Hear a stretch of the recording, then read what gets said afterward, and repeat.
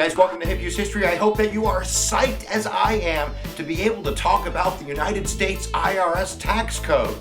Well, you ought to be, because we're going to do the Johnson Amendment, and it's quite controversial. So why don't we look at where it came from, what it is, what are the pros, what are the cons, what's going on with the giddy up for the learning. We're going to do it right now.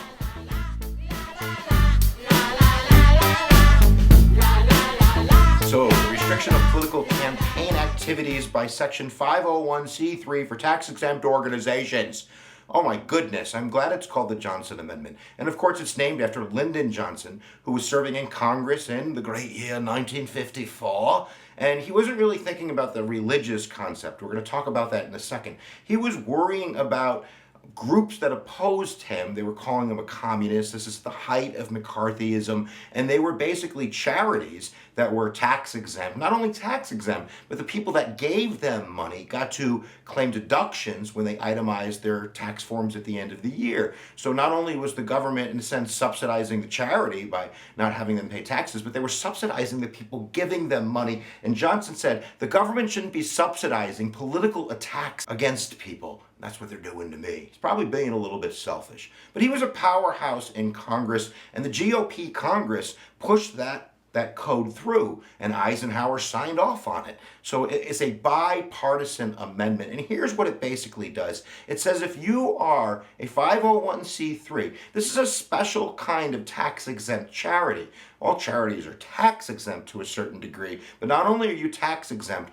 but the people that give you money can deduct that on their taxes. If we're going to do that for you, whether you're a religious organization like a church or a synagogue, or if you're a charity, you're trying to save the whales, or some type of charity for science, trying to raise money for education, anything, you're not allowed to engage yourself in the political process directly. That means that you can't promote candidates, endorse candidates in front of your congregation or as the official head of your charity, and you can't oppose candidates from the pulpit from being as the head of the charity, and you can't raise money. You can't directly put your organization in the midst of political campaigning. Now, you certainly can take sides on issues, and you can mobilize to fight, for pro-life issues or pro-choice issues or death penalty, all of that jazz. And you also can do nonpartisan kinds of things. You can have voter drives and get people out to register, but you can't actively participate in campaigns. So it's been like that since 1954. In fact, when Reagan redid the tax code in 1986, they kept that rule in. Now, we should mention that there really is no enforcement of this part of the tax code. It's just kind of been followed, kind of been built into American society. There's just not enough manpower, woman power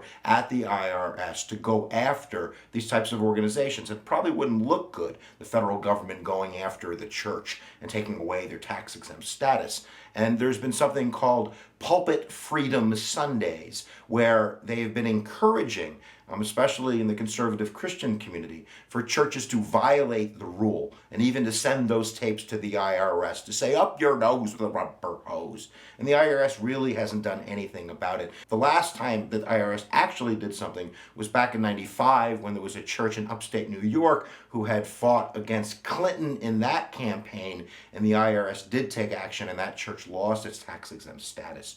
So now that you know what the Johnson Amendment is, why don't we take a look at the arguments for it and against it? Because that's what you do in a debate.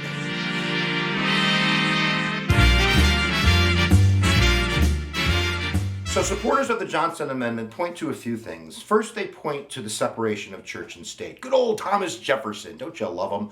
They say that there is this relationship with 501c3s like churches and the government, that the government is, in a sense, giving this religious organization a privilege, tax exemption. And not only that, the government is subsidizing the money that people give to this charity by allowing them to claim that deduction when they do, itemization on their tax returns. So with all of this mishmashing between religious organizations and government, we need to keep that line there by not allowing those religious organizations to dive headfirst into political campaigning, that we need to keep this wall and secularism between church and state. The second argument that people make that support the Johnson Amendment is that it keeps churches, in a sense, non-political. That it would just be not a good thing if churches started dividing themselves along Republican churches and Democratic churches, and people would just go to the churches that supported their candidate. And then that brings us to the third argument. Now that these organizations would be able to raise money and campaign, that churches and synagogues and other religious organizations, in a sense, would become super PACs that would be heavily involved in campaigning, and in the end would create a huge problem because candidates would be, in a sense, owing these religious organizations favors because they supported them, and it's just not a good idea. Now, people also would say that are supporters of this, it doesn't take away your freedom of speech. You can say whatever you want from the pulpit. You can support whoever you want. But you can't do that and get the privilege of the tax exemption and the deductions. That when you take that 501c3 status, you are agreeing to that limit. And if you don't like it, you don't have to take it. So there you go. That's what people who support the Johnson Amendment say. But you know what they say? There's always two sides to a pancake.